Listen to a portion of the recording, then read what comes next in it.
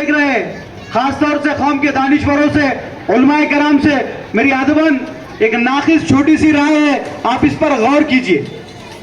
हर शख्स को गौर करने के लिए कहा गया है, आप गौर कीजिए कि लोकसभा में तो इनकी मेजोरिटी थी, बिल पास हुआ, लेकिन जब राज्यसभा के अंदर बिल जाता है तो राज्यसभा में बीजेपी की मेजोरिटी नहीं थी।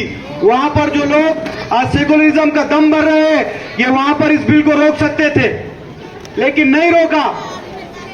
ये बेटा, जो लोग राष्ट्रवादी को आज सेकुलर बता रहे हैं, पवार साहब, खासतौर से शरद पवार साहब, 40 सालों से हमारे वोट सिर्फ सेकुलरिज्म के नाम पर ले रहे हैं, लेकिन हमारी कौम और मिल्लत के लिए आज तक कुछ नहीं किया। जब राज्यसभा में बिल गया तो पवार साहब वहां पर उसको रोक सकते थे, लेकिन पवार साहब खुद और उनके एक एमपी प्रफुल्ल पटेल साहब ये गैर हाजिर रहते हैं। इसी के साथ साथ कांग्रेस के 5 उम्मीदवार गैर हाजिर रहते हैं, समाजवादी पार्टी के 2 उम्मीदवार गैर हाजिर रहते हैं, और दीगर जो सेकुलरिज्म का नाम दम भरने वाली पार्टियां ये गैर हाजिर होते हैं और बीजेपी को बताते हैं कि आप इस बिल को राज्यसभा में भी पास करा लो और मुसलमानों की शरीयत में मदाखिलत कर लो। लेकिन हम लोग फिर भी आज जब माहौल इलेक्शन का लगता है तो हम लोग बोलते हैं नहीं बाबा, बीजेपी को रोकना पड़ेगा। फिर एक ईंट है, दूसरा पत्थर है। अरे बाबा, जो ये बोल रहा है एक ईंट है, दूसरा पत्थर है, पत्थर से भी सर ही फूटता और ईंट से भी सर ही फूटता है। लेकिन बाबा साहब अम्बेडकर का जो उम्मीदवार, बाला साहब अम्बेडकर का जो उम्मीदवार खड़ा हुआ है, अशोक हिंगे, इनकी भी तारीख निकाल करके देखो कि जब शाहीन बाग के नाम से आंदोलन चलाया गया तो बजरंग सोनोने कहीं नहीं थे, पंकजा ताई पालवे कहीं नहीं थी। हमारे साथ, हमारे कंधे से कंधा मिलाकर के अगर कोई शख्स खड़ा था तो अशोक हिंगे साहब थे कि हर जगह पर शाहीन बाग में जाकर फातिमा दे रहे। ये चीज को समझना पड़ेगा। अब लोग बोल रहे कि नहीं बाबा बीजेपी जीत जाएंगी, ये तो 25 सालों से हमारे जिले में हो रहा कि बीजेपी जीत जाएंगी, सेकुलरिज्म पार्टी को वोट दो। सिर्फ नाम की सेकुलर है, 48 सीट लोकसभा में थे। मुसलमानों ये बात पे गौर करो, ये बात पे गौर करो।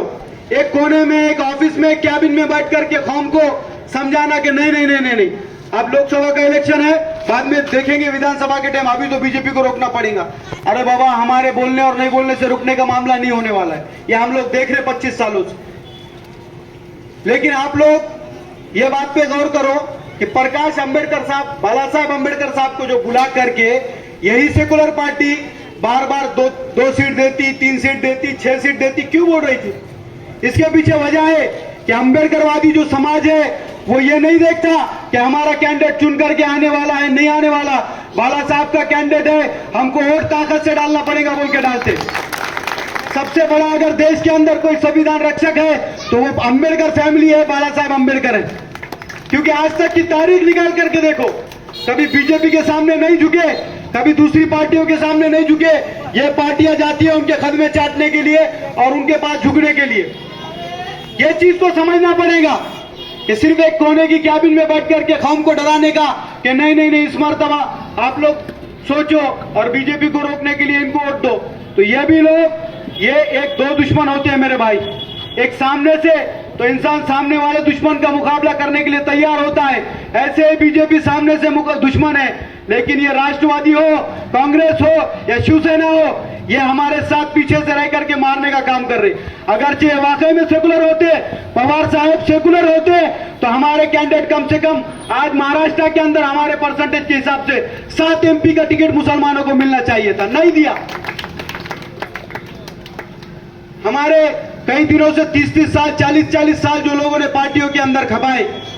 पिछले दिनों हमारे कांग्रेस के एक नेता है जिन्होंने अपनी जिंदगी खपा दी, उनका स्टेटमेंट आता है कि कांग्रेस को हमारे वोट चाहिए, हमारा उम्मीदवार नहीं चाहिए। तो क्या हम लोगों ने भी अब वही करना कि 30 साल तक, 40 साल तक इनके साथ काम करके कारखाने इनके, आमदार इनका, खासदार इनका, मिनिस्टर इनके, जिला परिषद इनकी, पंचायत समिति इनकी, यहां तक कि आपको बता रहा हूं पिछली नगर पालिका के रिकॉर्ड निकाल करके देखो, ये सेकुलरिज्म का दम भरने वाली पार्टियों ने एक भी नगर अध्यक्ष का टिकट बीड़ जिले के अंदर नहीं दिया।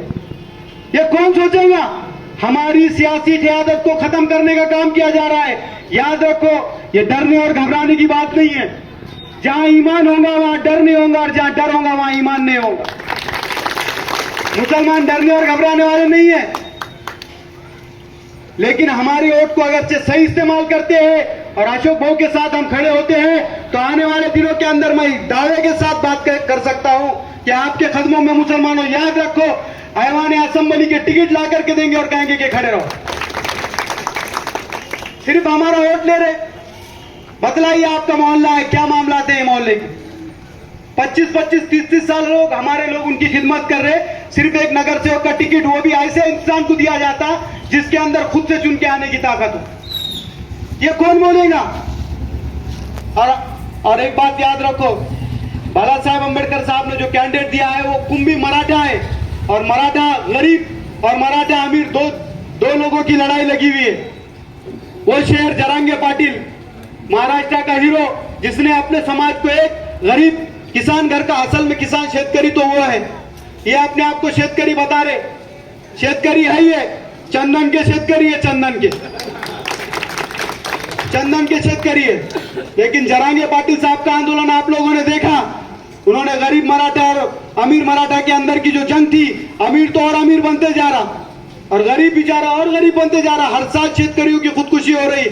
बताइए, मराठा समाज से भी मेरा यहां से सवाल है कि कौन से अभी तक जितने शेतकरियों ने आत्महत्या की, किसके घर पर जो है तो बजरंग सोनवणे गए और किसका जाकर के कुछ मदद की? नहीं की है। जरांगे पाटिल साहब ने अपने समाज को एक किया और वही समाज हमारे अशोक भाऊ के साथ है। इसी के साथ साथ अंबेडकरवादी भी साथ है। अगर जो हम लोग साथ देते हैं तो इंशाअल्लाह आने वाले दिनों में अशोक भाऊ ऐवान पार्लियामेंट के अंदर हमारी आवाज उठाएंगे। और एक